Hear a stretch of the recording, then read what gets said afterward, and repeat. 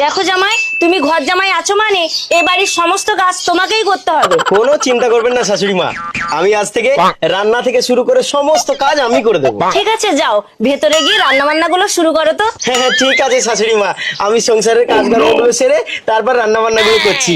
এই যাও তুমি আর মা করে সিরিয়াল দেখবে, যাও বসে বসে। যাও যাও যাও যাও যাও। কিরে মা, তুই ঝাড় দিচ্ছিস, জামাই কই? কিরে চুপ করে আছিস কেন? কি যে বলবো মা, লজ্জার কথা। আরে বল না, আমি তো তোর বন্ধুর মতো।